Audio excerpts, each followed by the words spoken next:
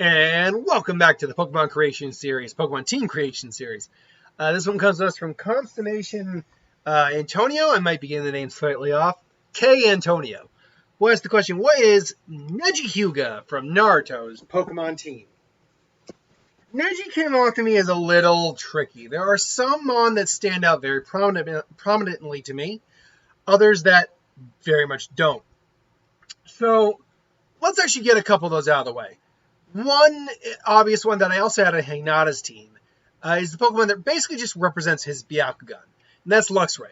Luxray is said to have X-ray vision. We know the Byakugan has X-ray vision, can see chakra, and that makes sense. This looks like a Pokemon too that he would have. It's the black hair, just the way it presents itself. This looks like a Pokemon that would be on his team.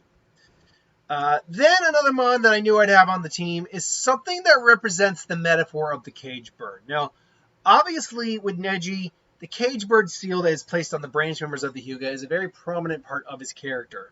The idea that you cannot accept fate.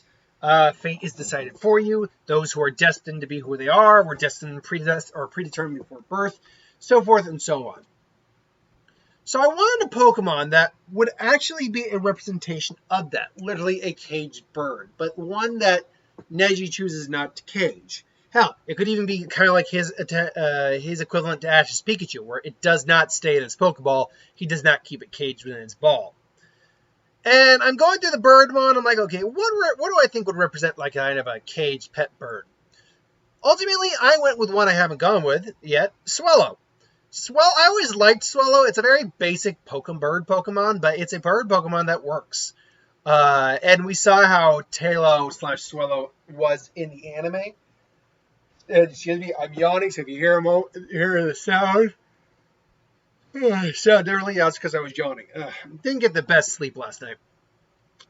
As we saw Ash's Tailo/Swellow in the anime, these things can have some fight and temper, which would make sense for someone like Neji.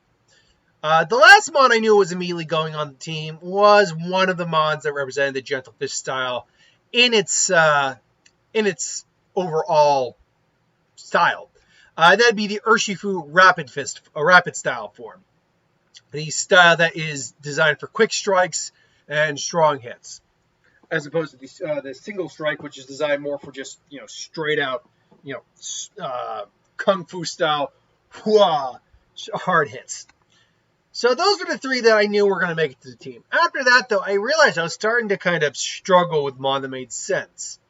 So one Mon, though, that makes sense, and the majority of his team, I think, are fighting based on the style of Hyuga, is Lucario. Now, Lucario makes sense. A, again, fighting type. It's on his side. But B, the idea of sensing and seeing aura, that goes along well with the trope of the Byakugan being able to see chakra as it is. Add on the fighting type, and it's a fierce fighter. Makes sense. Then I also added at the end a Pokemon that's a bit that doesn't quite work, but does in the sense of the fighting style it has. Toxicroak. Now the reason I went with Toxicroak is not because of the poison or anything like that. Obviously, Neji doesn't use poison.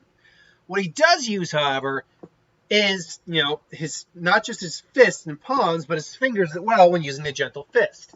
And the idea of Toxicroak is the two claws on its hands are poisoned, but they're used as a jabbing, striking single point attack. So I felt like it was a suitable member. This is definitely the one that I feel could be alternated out for something else. If anyone could figure out a more equivalent member of the team, something that works better. Last but not least, we have the final one. Now, this one I thought on, and this wasn't the last one I used. The last one I chose was Toxicroak.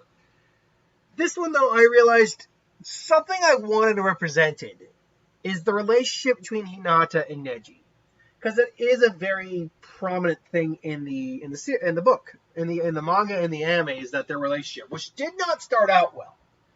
But over time, he ultimately did become a big brother figure to her, and she looked up to him. So, okay, I'm like, okay, big brother, little sister, kind of role model scenario. What can I do to work with that?